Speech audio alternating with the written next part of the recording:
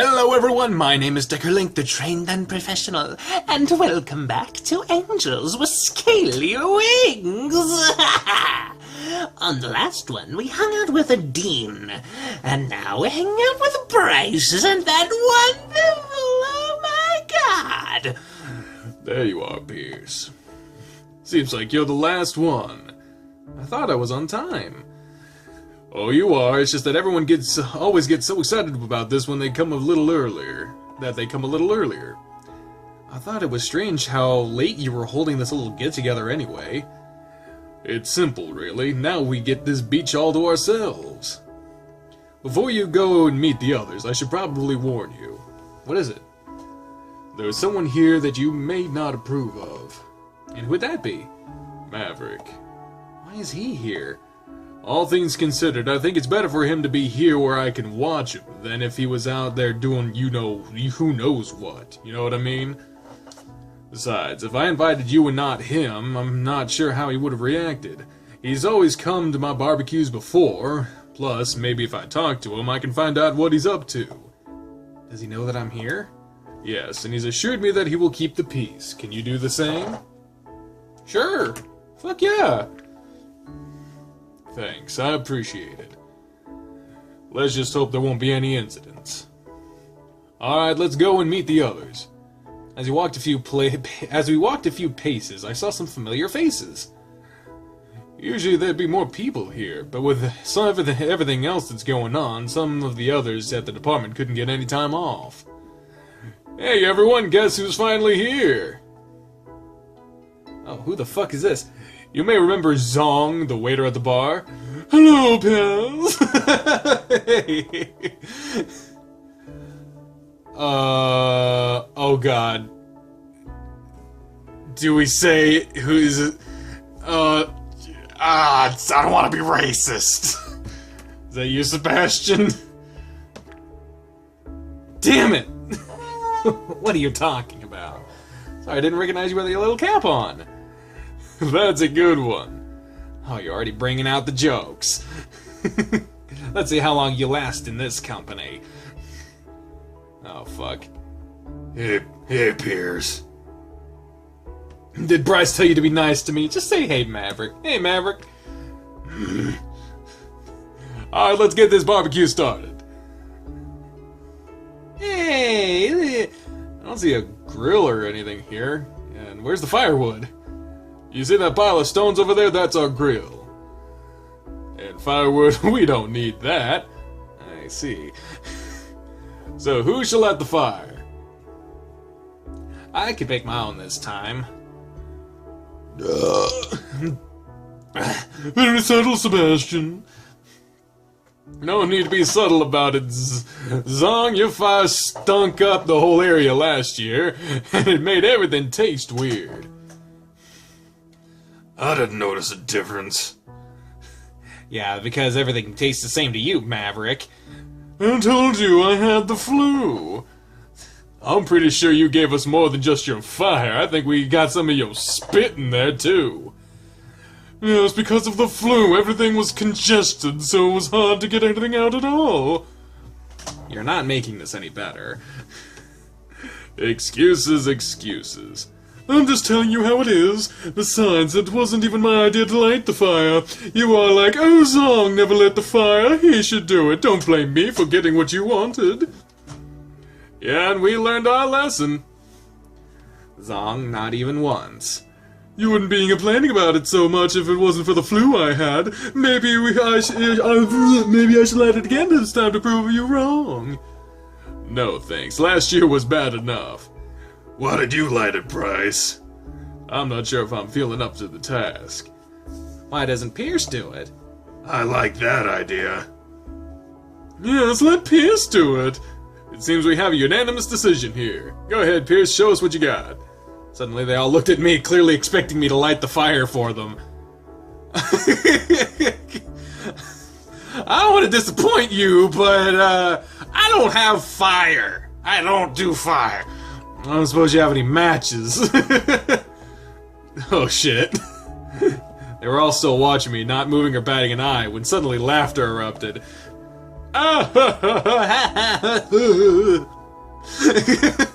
Okay, guys, I get it. Joke's on me. You should have seen your face! Yeah, that was great. Don't pay attention to them. They're always like this. Yeah, I noticed. Seriously, though, who should light the fire? You really want to do it, don't you, Seb? Is it that obvious? Just go ahead. We already agreed that Zong's not doing it. Hey, I told you I could prove you wrong this time. Yeah, let's not ruin our barbecue 2 years in a row. Maybe next year, then.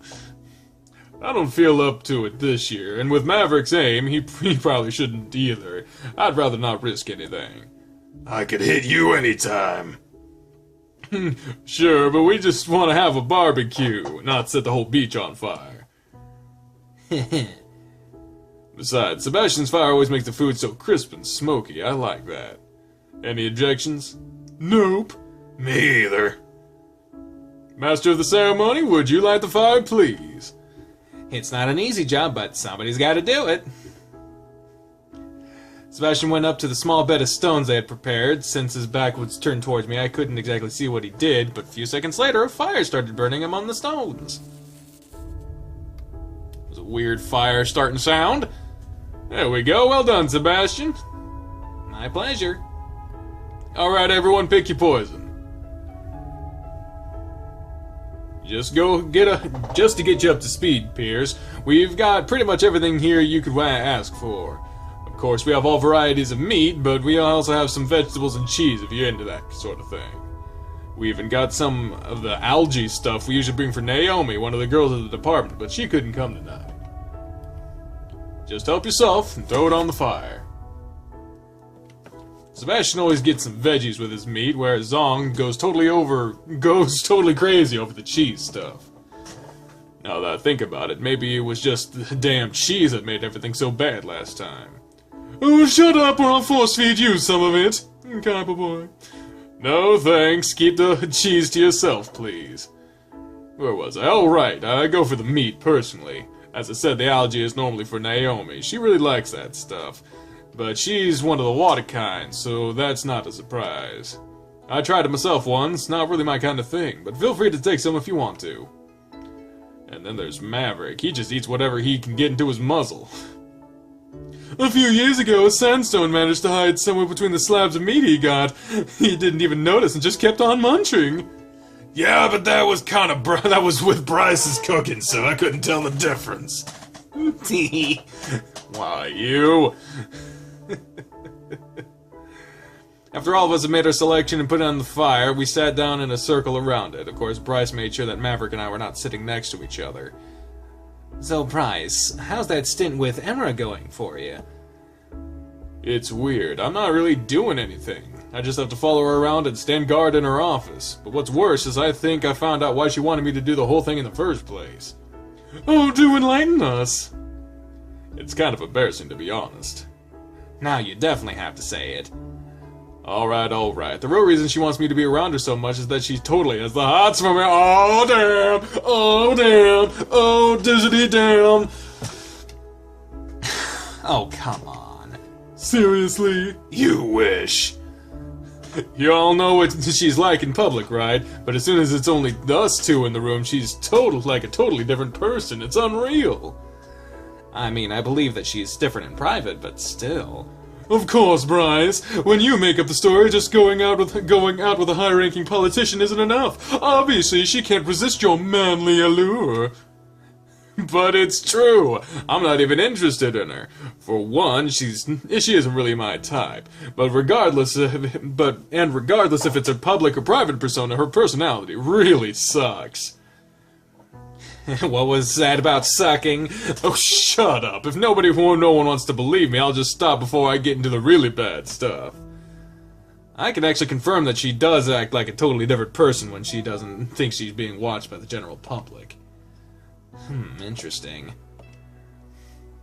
Okay, Bryce, why don't you tell us more? What exactly does she like about you? What's not to like about me? Oh, fucking... We get it, Bryce. Let's change the subject. It's true, I swear. Then give us some details. What's she like in private? It all started innocently enough. But as I told you, when we were alone, she started to get kind of weird after a while. She wasn't even remotely subtle about it either. Once even the words cavity search came up, from her, mind you, not me. Oh, come on. I can't even listen to this anymore. And then later she was suddenly like, oh, my back is so stiff. Would you mind giving me a massage? You look like you have the proper strength to give me a good one. It's like she's not even trying to hide it. Did you give it to her? Of course not. I told her I'm no good with massages. That's the truth. Who would have thought? Do you really believe him, Seb? I'm not judging, just listening. Emerald wanting you to give her a massage hardly constitutes her having the hots for you, though. I'm not even done yet. Well, I'm done with this. Oh, Jesus. Earlier today, she told me how nice it would be to have for a child to grow up with 2 leaders for parents. Actually, I don't think even Bryce could have come up with that one on his own. I'm not buying it. Hey, at least you believe me, right, Pierce? Oh, God. Oh, Jesus. I mean, we gotta fucking go with it, just, sure, whatever, I do. I can totally picture him acting like that. See, I told you, Pierce believes it must be true. Can't argue with that logic. Maybe it's just the alcohol talking. I haven't even had anything. I didn't even have anything yet. Jesus Christ. Sure, but with as much as you drink, your blood is like at least 10% beer by now. I bet you can't even get completely sober anymore. Anyway, what do you think I should do about her? Nothing, because you made the whole thing up in the first place. If I don't do anything, I'll probably end up having to marry her or something. And at that point, you totally would be actually credible. Why don't you tell her to just stop? It's not that easy, considering our positions. Even though I'm the chief, there's nothing I can do to prevent her from pulling me off the case and making me into her personal bodyguard. If I tell her off too strongly, she could totally make my professional life a nightmare. And she totally would. I see. So the situation that requires careful deliberation and subtlety. Not exactly your strong suits, Bryce. Well, that's why I'm asking you, lot. Not that you're much better, though. Maybe you should play along for a while just to see what happens. And then, once the time is right, you strike. And strike refers to what exactly? I'm not going to indulge her in any way, shape, or form. It's this kind of situation that's going to cause a huge uproar if I include it in my memoir. Who's going to read your memoir anyway? Well, I know at least one person. Pierce, what do you think I should do? God damn it.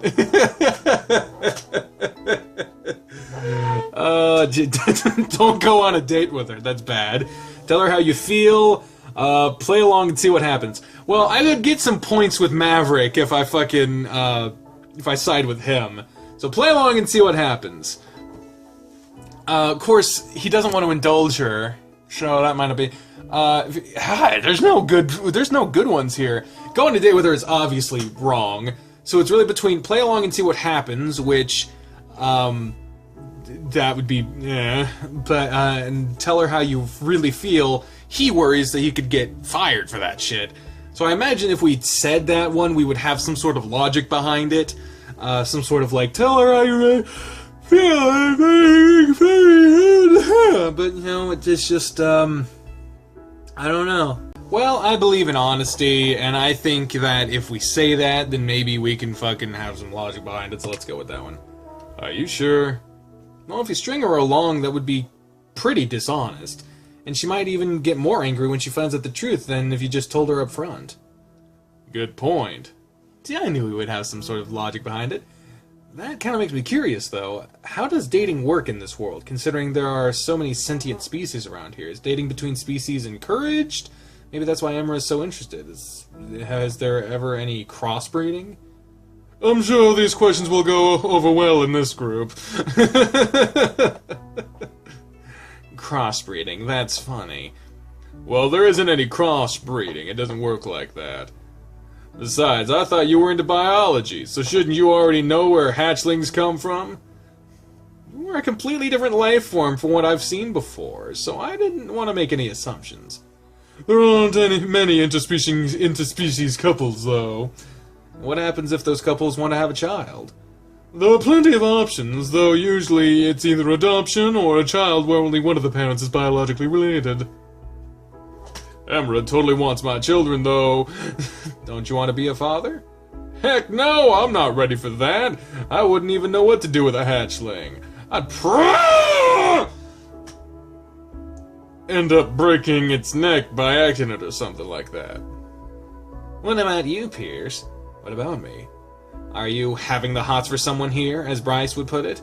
To be honest, I have no idea how that kind of relationship would be viewed where I come from. Since we only have one sentient species, I'm not sure what sort of social norms we'd develop if that changed.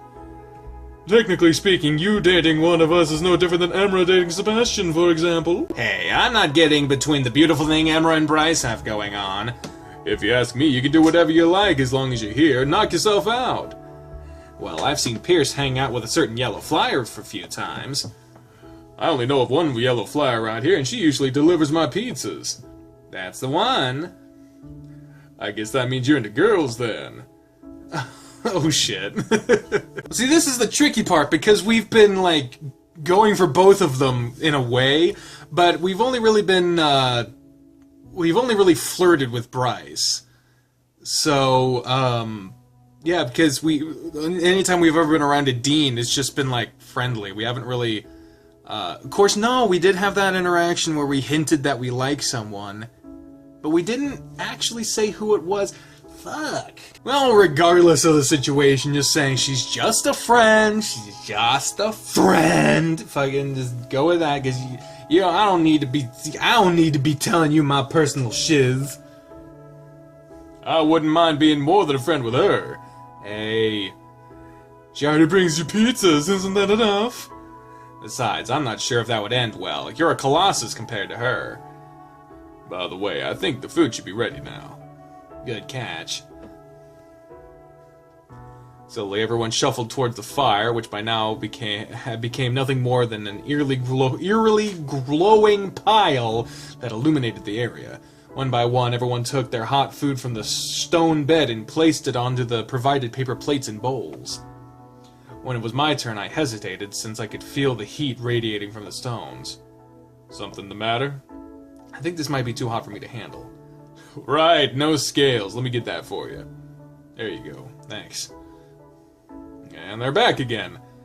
We resumed our positions in a circle around the glowing stones, and I waited for my meat to cool down while the others started eating. Yep, crisp and smoky. Good job, Sebastian. Don't mention it. Really, it's good. I'm not sure how you'd eat that cheese stuff, Zong. Are you going to make fun of my food choices again? To be fair, we make fun of everyone and everything here. I don't mind the cheese. You wouldn't mind eating the whole bed of stones and everything on it as well. I might. At least I try something different every once in a while. I do too. I think there are at least 5 different kinds of meat this time around. Case in point. The food remaining on the stone slowly disappeared as everyone got their additional helpings. Soon, even the last piece was gone, and silence started to set in as the banter slowly died down. I think it's time for me to leave. What, already? Hey, the babysitter can only stay so long. Oh well. Yeah, I think I should also be heading off. You know, I'm starting early tomorrow. Well, guess we all got what we came here for. What about you, Maverick? Looks like the party is over anyway. Don't y'all get lost in the dark, then. Of course. Until next year. Thanks for inviting me, Bryce. I suppose I should be heading off as well. Oh, no, you don't. What are you talking about? Well, they all live in the vicinity, but your apartment's on the other side of town. I'm not letting you go home alone at this hour. Reza has always operated during the night, and he may be just be waiting for an opportunity like this. What do you want me to do then? You can sleep over at my place, if you insist. Damn, now everyone left without cleaning up. At least you're still here to help me. Of course. We started to clean up together, but with the amount of trash left by 5 people, it was clear it would take a while. Hey, do you want to know where I got these scars? I bet you're curious. I've heard this question before. I don't fuck around. What scars? Never even noticed. Not if you're uncomfortable with telling me. It's no trouble. I gotta pass the time somehow. At least they make me look extra intimidating at my job. No one's gonna mess with the big, rugged chief of police. You probably think I got them from some crazy near-death case, but that's only true for one of them. The other was a completely different story. Back when I was a kid, some of my friends and I would always play outside and go adventuring together. We could go anywhere as long as it was close enough to town. Woods, mountains, beaches, we loved to explore every one of them. We got fairly familiar with our surroundings. Then one day we heard from someone that there was a system of caves nearby. Caves! That was something completely new to us. Of course we went there as soon as we could. We were all very excited. It wasn't a big cave system, not big enough to get lost in, but we still had so much fun that day. So much, in fact, that I wanted to go back right away. The next day I called up a few friends, but they had a longer school day than I did. Instead of waiting for them, I decided to go alone. Turns out, going out exploring on my own was a little less exciting than going with my friends. But I still had a pretty good time, and just walking through the entire underground system was quite an experience. Plus, since I was alone, I could take the time to explore every last nook and cranny that I wanted to. Maybe that was my mistake. When I was in one of the remote corners, the ground suddenly gave way and I fell about 5 meters into the cave below. Luckily, I didn't get into any serious injuries from the fall, but as I looked for another exit, an ominous realization set in. The cave had no entry or exit except the one I came in. There were a few holes, but I never could fit through any of them or make them bigger in any way. Even if I could, I didn't know where they'd lead. Shit. In the end, I had to try to climb out on my own, but as you can imagine, I wasn't exactly the best climber in town. Even so, I still got about halfway before I lost my grip and fell down again, cutting my muzzle on the edge of a rock in the process. It bled pretty badly, but at least I knew to put pressure on the wound. I couldn't try to climb out again, however, so I waited. Oh no, little Bryce! Little Bryce! Oh, poor little Bryce is stuck. Oh no, little Bryce.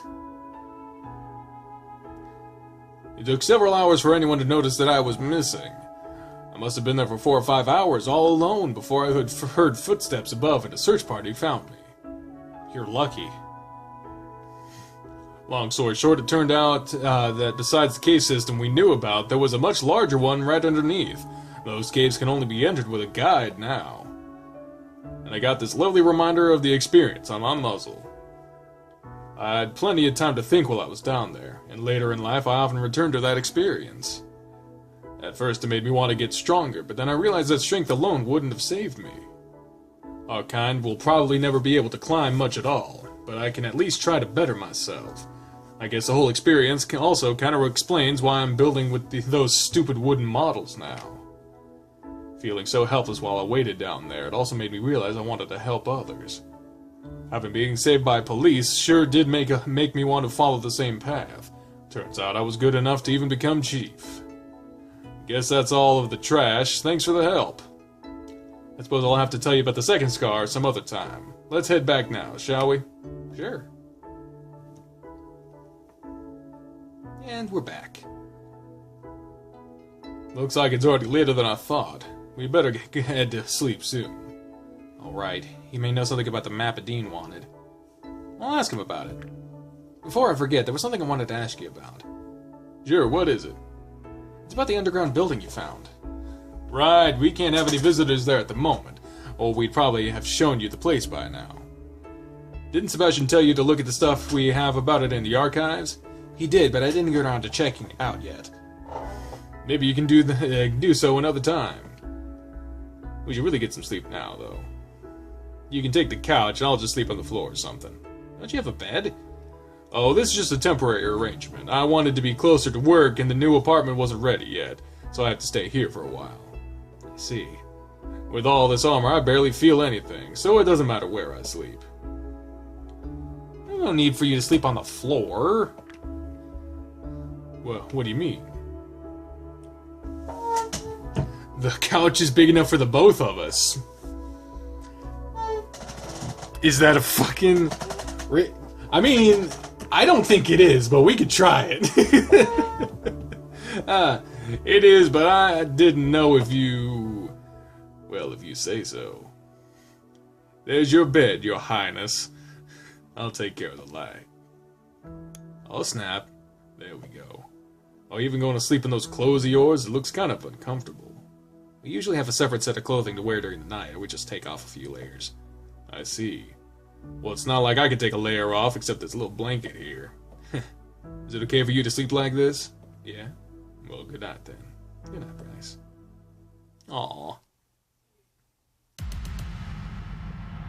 God, that chapter transition always fucking gets me. Oh no, is that fucking Maverick? Oh shit, this one's called Loss. Who's that? Who that? Who that though? Who that though? Who that though? Who that though? Who that though? What they do? I'm back at the apartment apparently. Well, I woke with my eyes fixed on the ceiling wallpaper. A sense of dread lingered from a nightmare I no longer remembered. Well, that's fucking weird. But we'll find out what the fuck that means in the next episode. God damn it! Until then, ladies and gentlemen, I have been the trained unprofessional speaking for the God damn. And when I say until next time, fare thee well. Bye, everyone. Fuck. Oh.